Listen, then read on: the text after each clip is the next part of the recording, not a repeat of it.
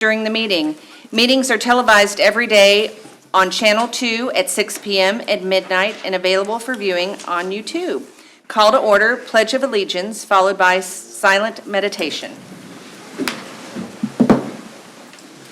I pledge allegiance to the flag of the United States of America and to the republic for which it stands, one nation, under God, indivisible, with liberty and justice for all.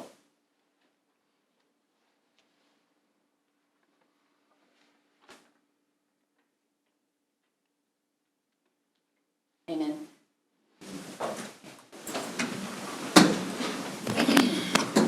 Okay, we're going to start out with some proclamations.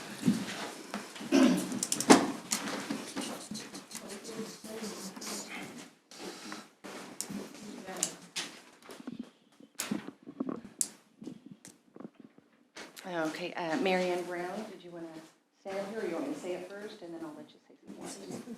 Okay. You don't want to say it. Well, then we'll end the meeting quickly. Okay. City of Leavenworth, Kansas, proclamation. Whereas during the year 2022, the Leavenworth County Historical Society recognizes the achievements and contributions made in Leavenworth for the women's suffrage movement that promoted social and political change, and whereas Susan B. Anthony, women's rights activist and sister of Colonel Daniel R. Anthony, first visited Leavenworth in January 1865, advocating the rights of both freed slaves and women, and was a resident in Leavenworth when President Abraham Lincoln was assassinated. Her brother owned the Leavenworth Times, and whereas Leavenworth was the largest city in Kansas in 1867, when it became the first state in the Union to offer a popular referendum on women's suffrage, Susan B. Anthony campaigned here, along with national women's suffrage activists such as Elizabeth Cady Stanton, and whereas Susan B. Anthony successfully led the campaign for women's municipal suffrage in Kansas in 1887, the first state to do so. The bill was signed by Governor John A. Martin on February 15th. She returned to Leavenworth in 1894 for the second state campaign, along with other suffrage and state leaders, Reverend Anna H. Shaw, Carrie Cat Chapman, Anna Digg, and Laura Johns. And whereas the nephew of Miss Anthony, Daniel R. Anthony Jr., voted for the 19th Amendment as a Kansas congressman, and in 1923 introduced the Equal Rights Amendment in Congress. Now, therefore, I, Kamala M. Leonhard, Mayor of the City of Leavenworth, Kansas, hereby proclaim February 15, 2022 as Susan B. Anthony Day in Leavenworth, and to be annually recognized in subsequent years. I urge all citizens to become familiar with the unique history, services, and benefits offered in Leavenworth, the first city of Kansas. In witness whereof I set my hand and have affixed the great seal of the City of Leavenworth, Kansas, this 8th day of February in the year of 2022. And here you go. And I thank you, Pamela, and commissioners, on behalf of the Leavenworth County Historical Society, for this proclamation again this year. We started this in 2020 when Susan B. Anthony's 200th anniversary birthday occurred, and it was also the 100th anniversary of the passage of the 19th Amendment. The Historical Society has applied for and has been awarded a National Votes for Women Trail marker for Leavenworth that will commemorate Miss Susan B. Anthony and her work here in Kansas and across the United States. And you have a picture up on the wall, which is going to be the street where that marker will be erected later this year. And Kamala, you are invited to that designation when it does finally arrive. But Leavenworth County, or the Leavenworth County Historical Society, really takes our mission seriously in trying to promote Leavenworth to not only the state of Kansas, but across the United States, because This was the first city in Kansas, and it's really important that we keep promoting that. So I thank you again. Thank you.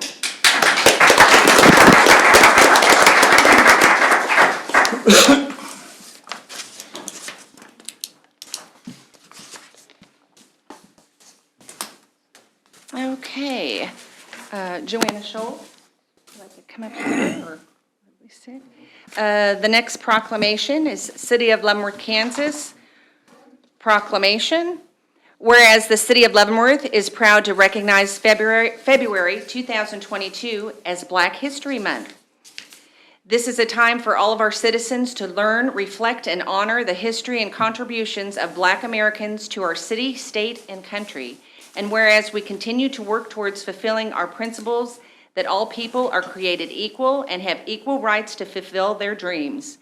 And whereas our city shares the rich history of the legacy of the Buffalo Soldiers and their brave contributions toward fulfillment of our nation's promise.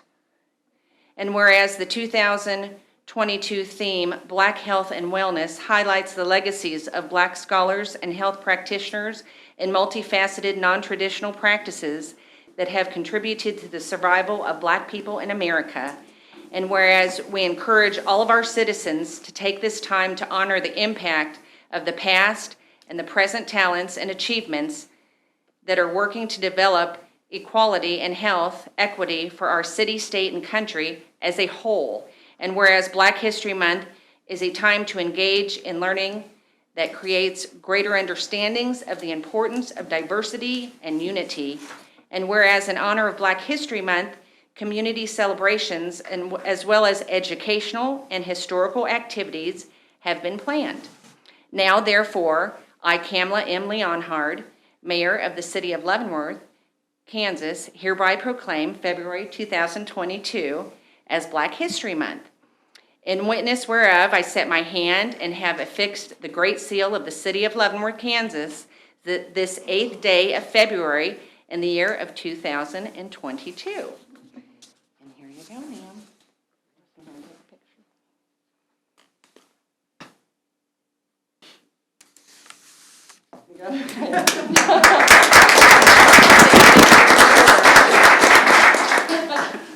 I'd like to thank the City of Leavenworth for this proclamation. I accept it on behalf of the City of Leavenworth, the African-American Black people of Leavenworth, as well as the country as a whole. This is a great month in that it gives us a time in which we not only focus on American history as a whole, but we also focus on the contributions of Black people in America from the past and also today.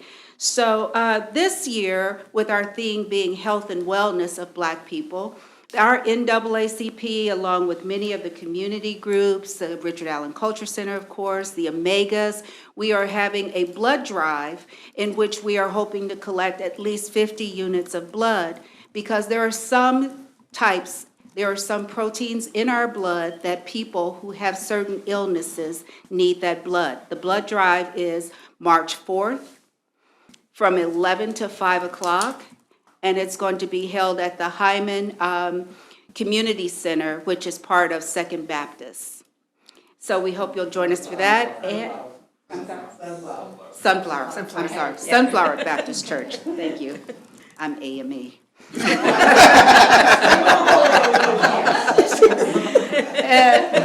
And we are also preparing for a parade and festival for Juneteenth this year. So hopefully this 2022 will be a year of education and learning, and hopefully fun and cohesiveness for all of us. So thank you very much. Thank you.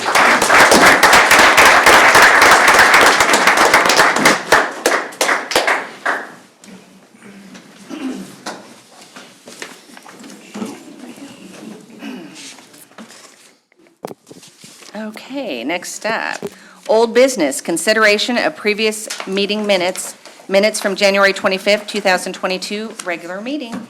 Any questions or concerns from fellow commissioners? Okay, do I have a motion? Madam Mayor, I move to approve the minutes from January 25th, 2022, regular meeting. Second. Okay, begin voting. Commissioner Hengela? Aye. Aye. Aye. Aye. Aye. Okay, motion approved. Okay, second consideration ordinance. Second consideration of municipal judge charter ordinance number 62. Madam Mayor and Commission, there have been no changes since the first reading on January 25th. As a brief recap, the City of Leavenworth falls into a narrow definition under state statute from 1971 related to how municipal court judges are selected. Under that state statute, it would fall to the district court for cities between 60 and 100,000. The City of Leavenworth has in our Code of Ordinances a provision that the city manager would appoint that position. That has been done in the past. However, we do fall under that provision now, and we do have a vacancy in the judgeship. So, working with the city attorney, we have created a charter ordinance that charters us out of the state statute as is allowed by the Kansas Constitution. So the item is before you for second consideration. Then there would be a protest period before anything would become effective. And so if you have any questions on that, myself or the city attorney would be able to answer those. Okay, any questions or anything? This just is for a roll call, so. Yep. Right. Okay, so roll call. So start with Commissioner Martin. Just Oh, yeah, aye. Aye. Aye. Aye. Aye. Aye. Okay, done. Okay, new business, public comment. Items not listed on the agenda or receipt of petitions. Public comment is limited to 2 to 3 minutes, and no action will be taken by the commission or public comment items. Please state your name and address. A sign-up sheet will be provided in the commission chambers for anyone wishing to speak. Fill out the sheet with the requested information when you enter the meeting. So I know we have at least one. Yeah, Senator Pittman. Yeah, welcome. Yes. Yes. All good, okay. Well, thank you, guys. I am Senator Pittman, Jeff Pittman. I represent Leavenworth, obviously, in Lansing, as well as Western Wyandotte. And I'm so excited to be here. I appreciate the invitation. I couldn't make it the last meeting. Unfortunately, it was a gracious extension of the invitation, but I was actually called in to cover in the Commerce Committee. It was a late-night Commerce meeting that went for hours, where we're actually, driving economic development with an exciting new project that we're working towards that's actually about 40 minutes away from here. Okay. And it's going to provide at least 4,000 jobs, so it's pretty exciting stuff. I want to first start off, though, and thank each and every one of you guys for your public service to the city. I'm doing public service as well. I understand that it's a trial sometimes. It's fun, it's engaging, it's great to meet our people and work with our people and work for our people, but I also understand the times it can be tough, and so I appreciate the sacrifice each and every individual of you, you do for our city, so thank you so much for that. I'm going to talk a little bit about what we're doing at the legislature right now, a little top level, and then dive down into a few things that are locality. I know that the mayor is going to come up next week, and we're going to have a deep dive into some of the issues that maybe the city's thinking about. We've talked about it before, but I'm excited by that. First big topic you'll hear in the news is we're having a lot of discussions about redistricting. For those listening on the phone, or watching us on the TV, redistricting happens every 10 years. I represent about 72,000 people. And if you think about that, my district changes over time as people move in and out of my district. And so right now I represent more than 72,000. I actually have 8% higher than that. So we have to shrink my district, and some other people have people moving out of their district, and we have to expand their district, so we all have equal voice in the legislature.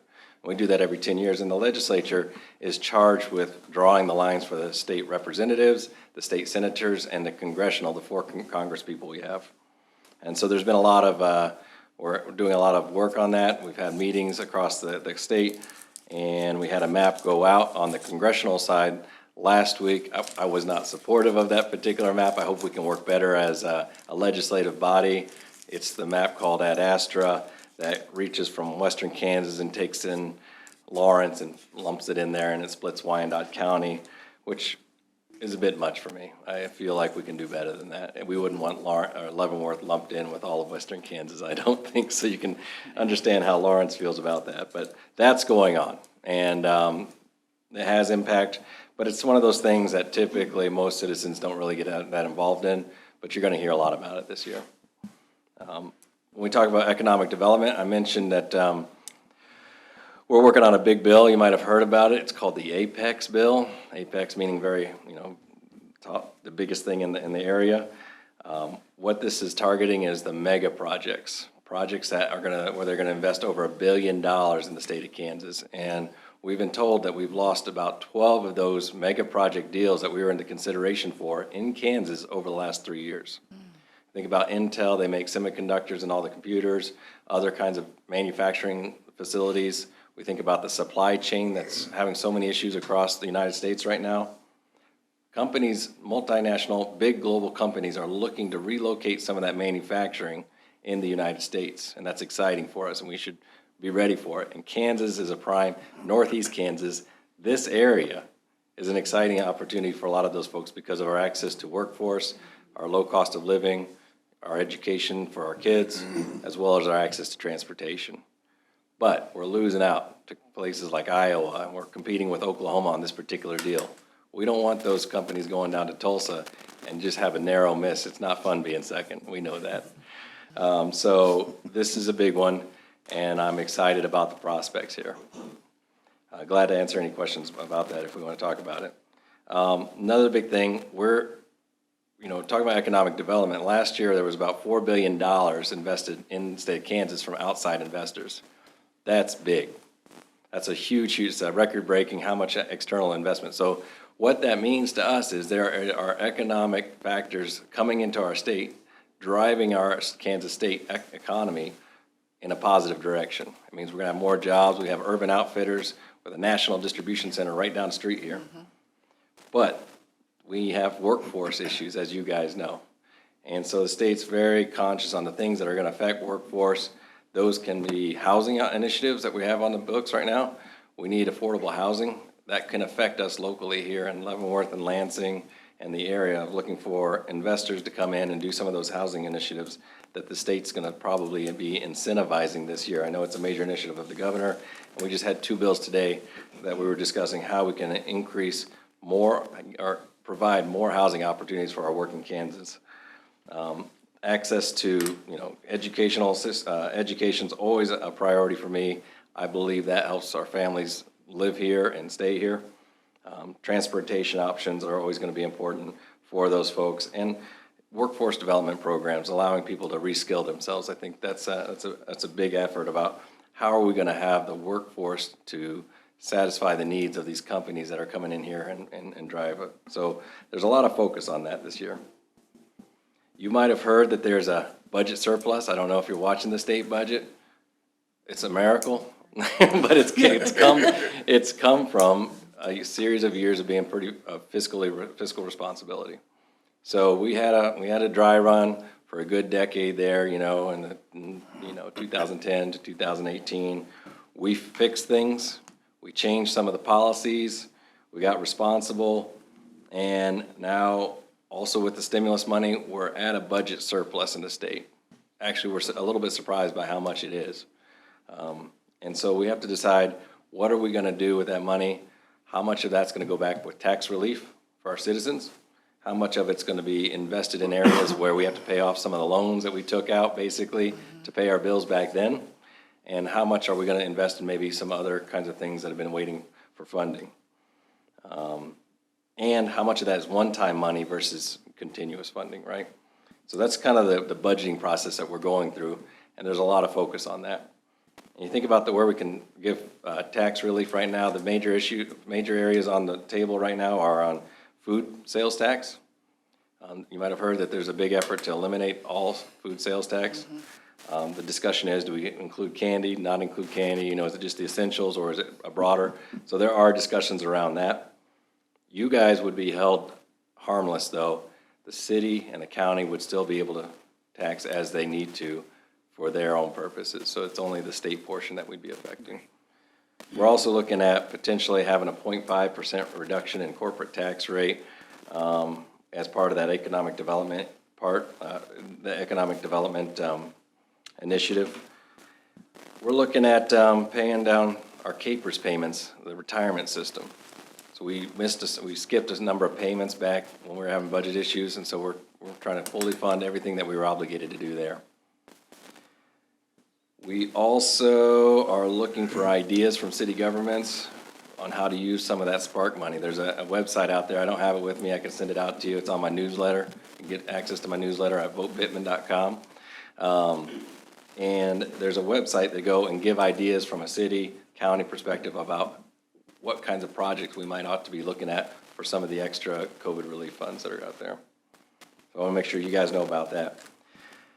When it comes to things like the bridge, you know, back 4 years ago, we made sure we made that a priority, got it onto the 10-year transportation plan. You know, myself was on there, and some of my previous other people in the area helped push that forward. That's exciting.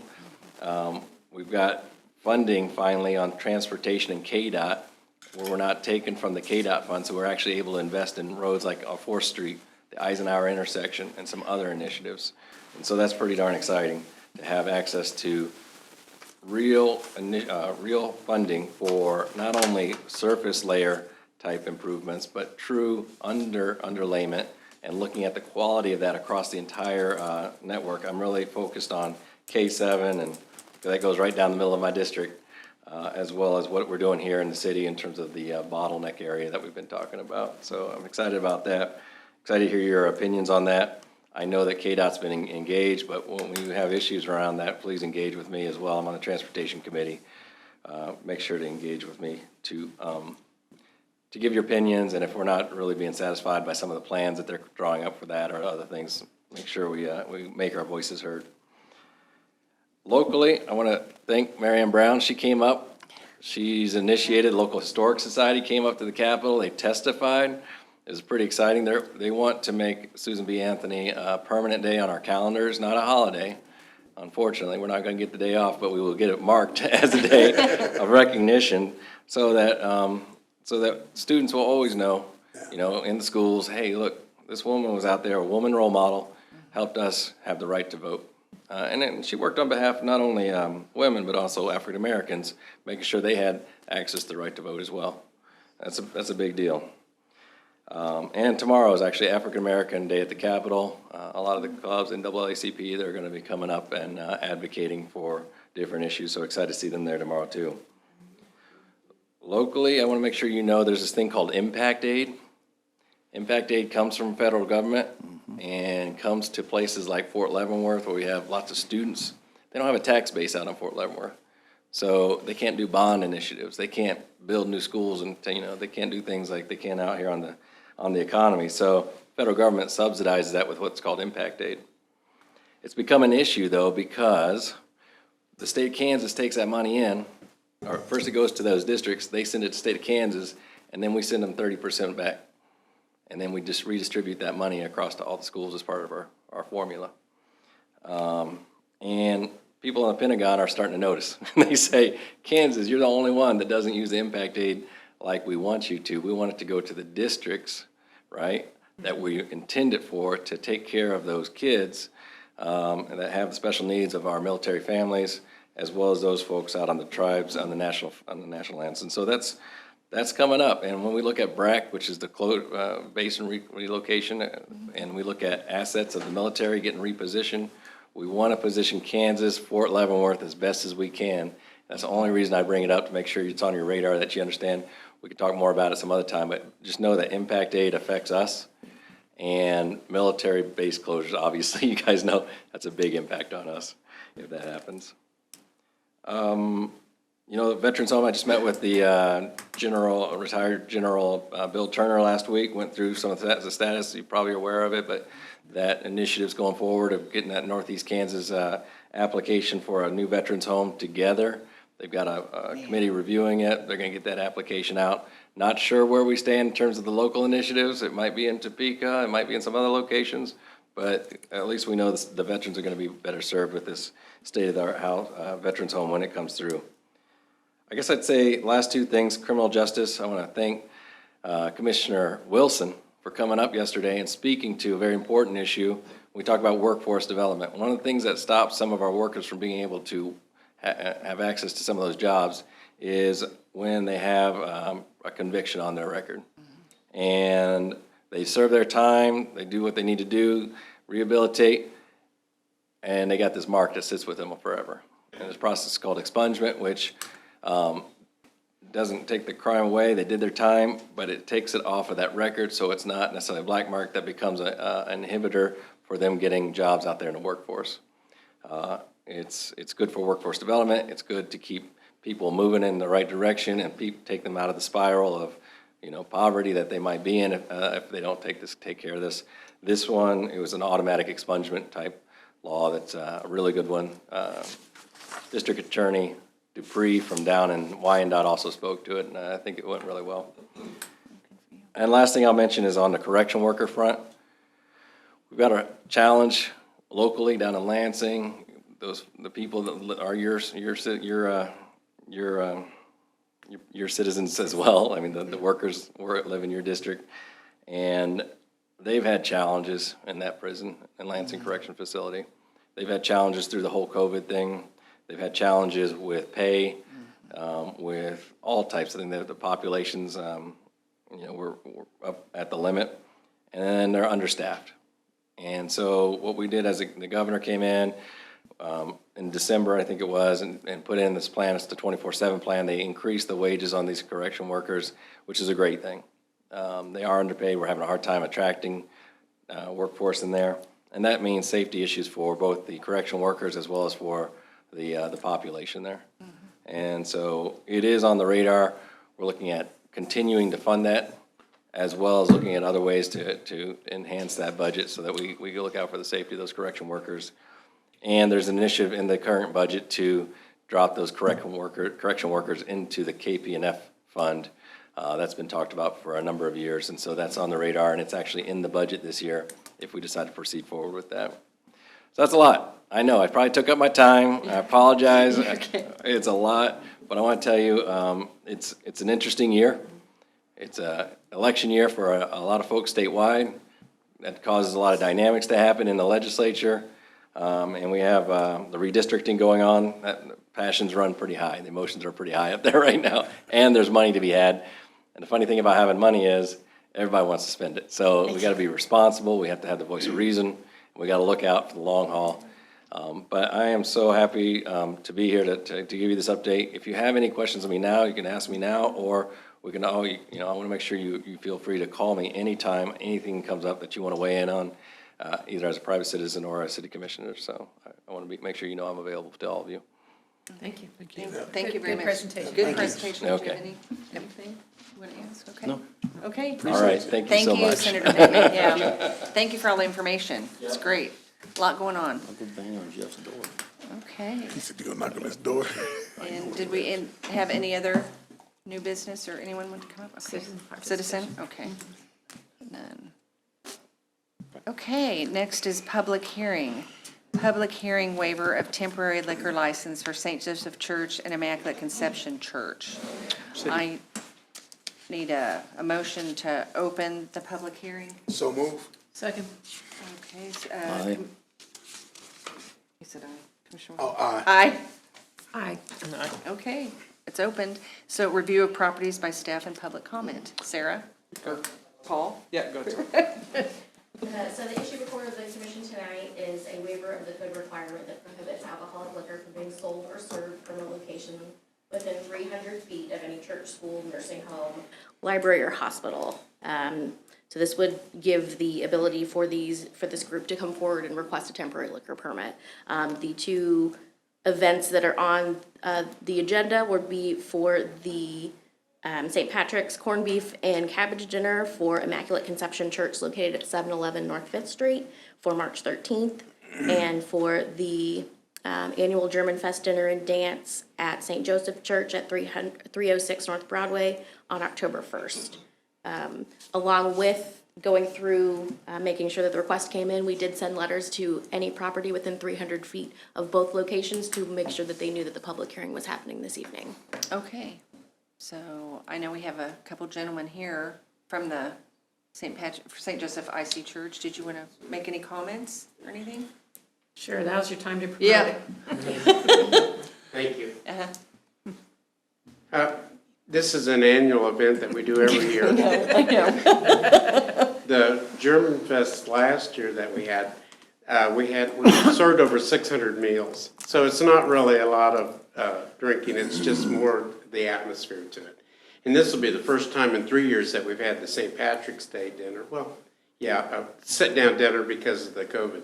Right. And so we're really excited about it and to, and really just both of our heritages of Immaculate Conception being an Irish parish when it started, and St. Joseph was a German parish when it started, is kind of what we're doing. So just kind of honoring those two ethnic groups. And the date is of this? March the 13th will be the St. Patrick's Day dinner. It's always the Sunday before the St. Patrick's Day. And then October the 1st for the German Fest. Thank you. So, Okay. This How will be long's the that been last going one. on, that corned beef and cabbage, do you know? how much? How long? It'll go 30 from years? 11 to 2, basically. So Oh, I meant years. Oh, About it's 30 been years. 17 years. Oh, 17. 17, Oh, 18, okay. 12. Yeah, Father David came back in 2000. That's No, right. I think we started in 2000, Okay, no, I was 2001, just so curious. it's almost Yeah. been 20 years. It's a nice or 20, event. Long time, so, Okay, well, no, thank you. okay, thank you. Thank you. Thank you. Okay, anyone else like to speak on this? Okay, just need a motion to close the public hearing. So moved. Second. Commissioner Martin? Aye. Aye. Aye. Okay, motion passed. Now I need to consider, I guess, the waiver, the motion. I move to approve, I was going to say deny, but I won't. I move to approve the request to waive the 300-foot requirement from any church, school, nursing home, library, or hospital for these events. Second. Okay, begin voting with Commissioner Hengela. Aye. Aye. Aye. Okay, motion passed. Thank you all. Thank you. Have a good night. You too. Have a good trip. Yes, yeah. Thank you. Take care. Okay, next up, review draft of 2021 KDHE annual report for stormwater. This item will be handled by Brian Faust, the Director of Public Works. Thank you, Madam Mayor and Commissioners. The item this evening is to review the annual KDHE draft report for 2021 stormwater activities. The City of Leavenworth is regulated by the Kansas Department of Health and Environment and the U.S. Environmental Protection Agency. And we have been required to submit an annual report for stormwater activities since 2003.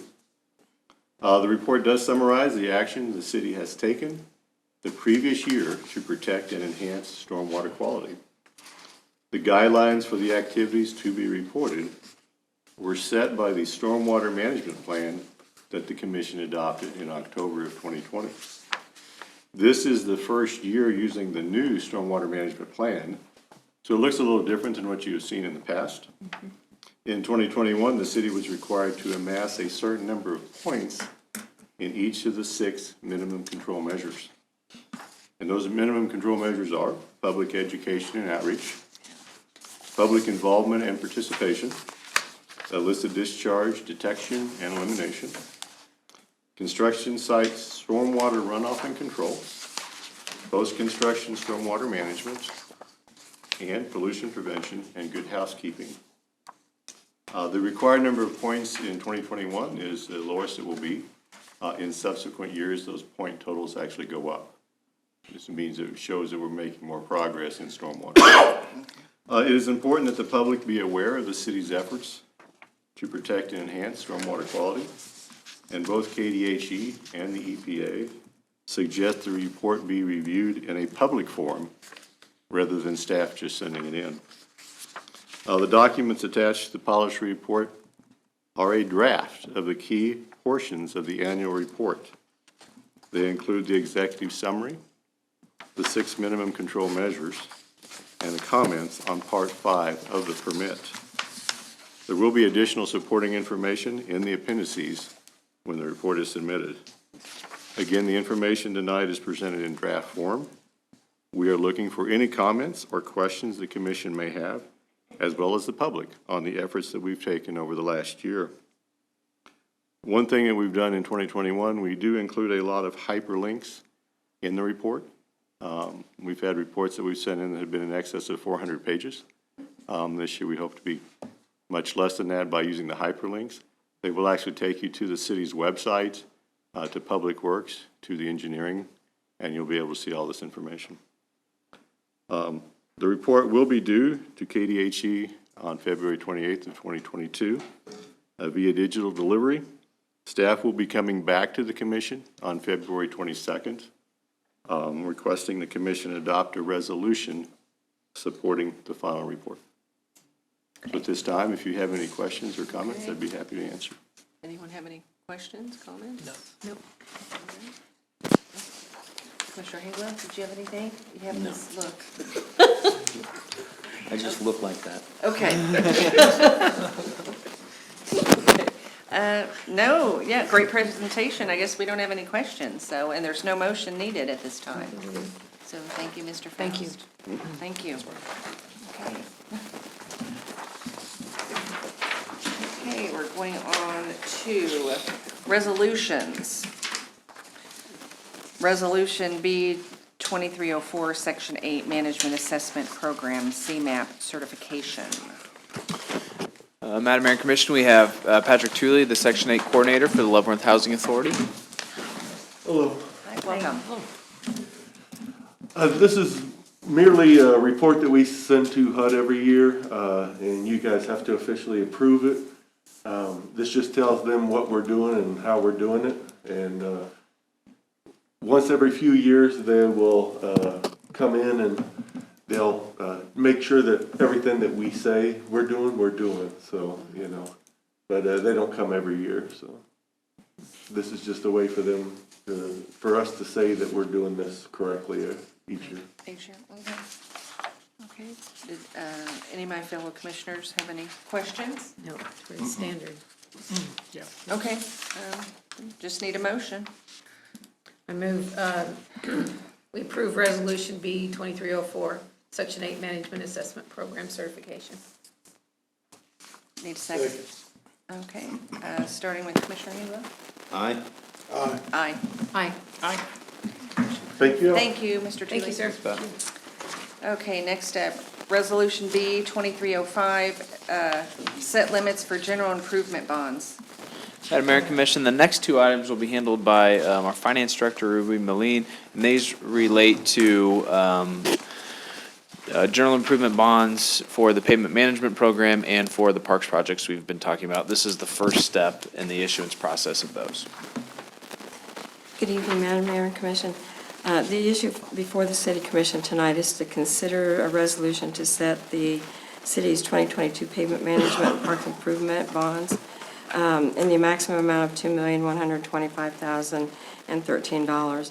This amount is set by Charter Ordinance 56, which is a self-imposed set of guidelines, and they're not established by Kansas statutes. And the ordinance limits the amount of the bonds to no more than 28% of the amount of property tax levied for the previous year. In 2021, the taxes that were levied were $7,589,333, and 28% of the bonds is $2,125,013. Is there any questions? So we are not issuing that amount of bonds. Each year, before we issue bonds, we have to publish a resolution setting our cap, which again is a cap imposed by the City Commission on how much we can issue in general improvement debt. Any questions? More questions? No? Okay, then can we do we have to do a motion on each of them then? Yeah.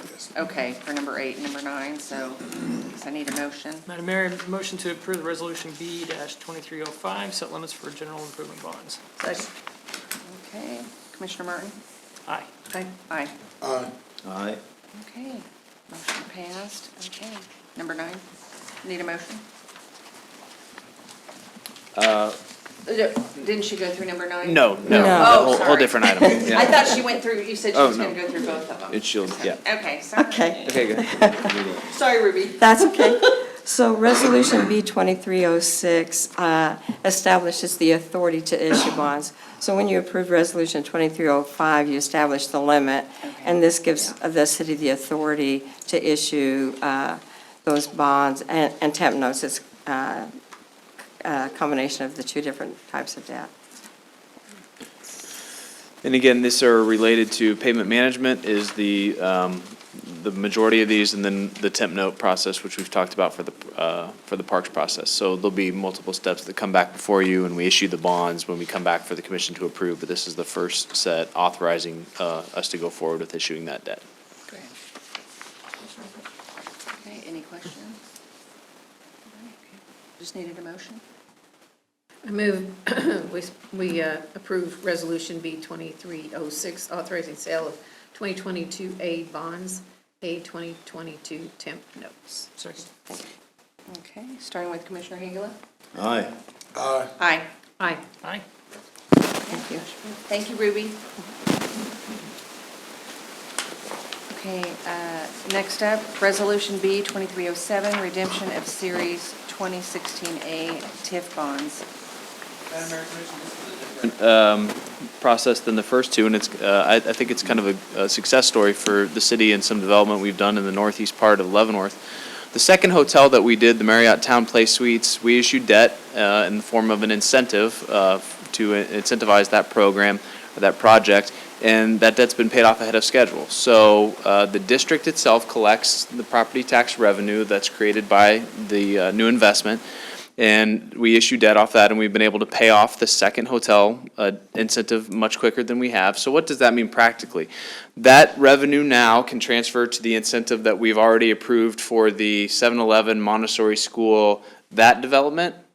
And then the faster we can pay that off, then that frees up those funds for potentially another project in the district. So we try to be conservative with the estimates of the revenue, because if you don't, then you may have to look at other ways to pay that debt. But we've paid it off about a year ahead of time. And I say we, that's due to the success of the hotels and the success of the development in that area. But we've been able to pay off that debt, so we'll retire that debt, start on the incentive for the third project, and then hopefully be able to then turn to a fourth or fifth project. So if you have any questions, I'm happy to answer those. Oh, that's great, it got paid off earlier. Any questions? Anybody? No. Okay, well, thank you, Mr. Kramer. Just need a motion. I move that, There you go, Ed, your turn. Go ahead. Go for it. I move that we approve Resolution B 2307, the redemption of full faith and credit tax increment bonds. Second. Commissioner Martin? Aye. Aye. Aye. Aye. Okay, thanks. Okay, thank you. Okay, next up, bids, contracts, and agreements. Consider bids for phone system, separation from the county. We'll start with the Assistant City Manager, Penny Holler, on this item. Madam Mayor and Commissioners, what you have before you is a request to approve the selection of ISG technology to establish the city's own telephone system. This separation was prompted by the county's request, and we support it. It really makes sense with technology upgrades and changes to house our own telephone system. We do have frequent communication with the county, and we'll be working together on this project. IT specialist Howard Kings is the lead on this, and I'm going to turn it over to Howard to provide us a little more detail. Madam Mayor and Commissioners. We've been working with the county recently to work on separating our phone system. We have been joined with them in our phone system for quite some time now.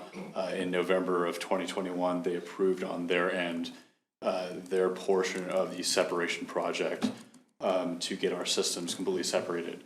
The main thing to consider here is by separating our systems, we are upgrading our systems.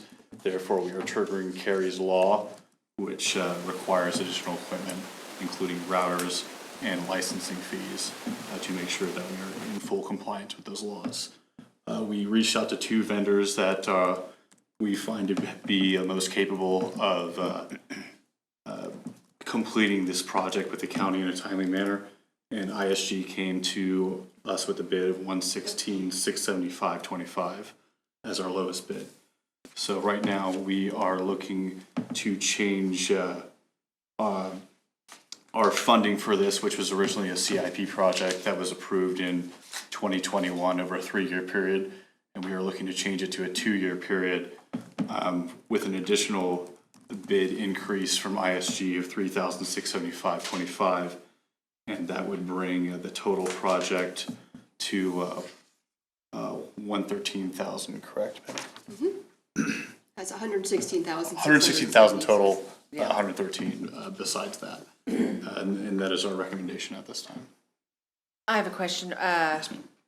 How long does it take to separate and then get the city system installed? I mean, is there a timeline? There isn't really a timeline right now, not until we start talking with ISG and Converge One, who the county has decided to go with. Will we be able to get a full timeline on what that would look like? But it would not take a significant amount of time for us to change things over. That does not directly affect our 911 capabilities, even though Kerry's law is tangentially related to that. It is not directly affecting those capabilities at all. Okay. Any other questions? Hey, Howard, Sure. that sounds weird.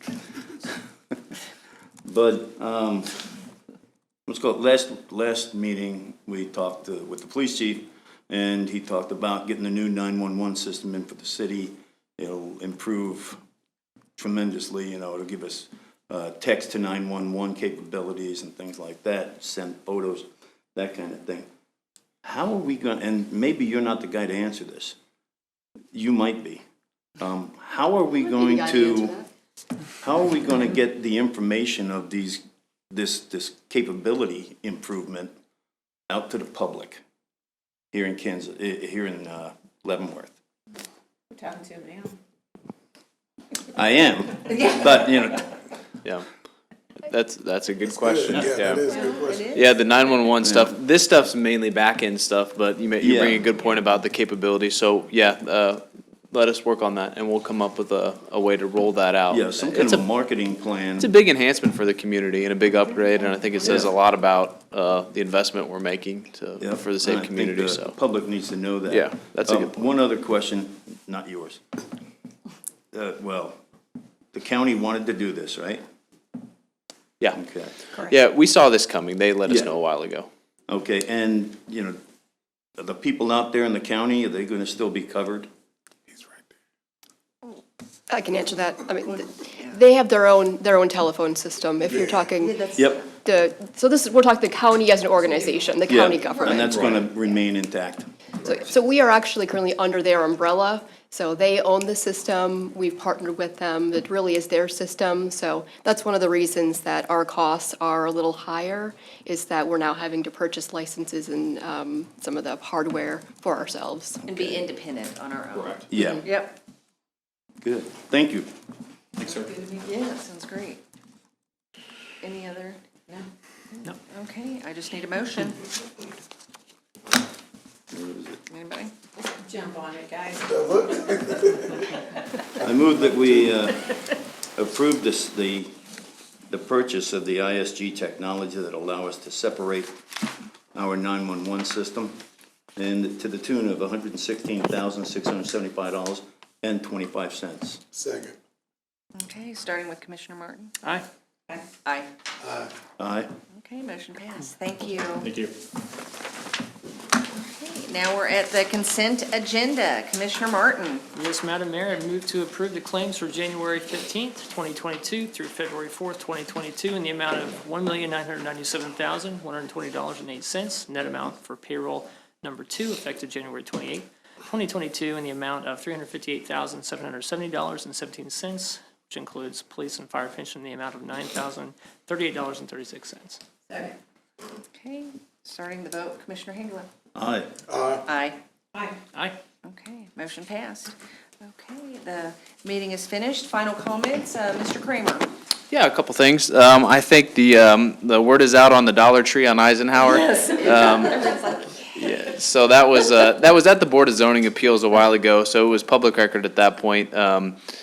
So that is down on Eisenhower. They have all their permits, and that is a Dollar Tree in that area.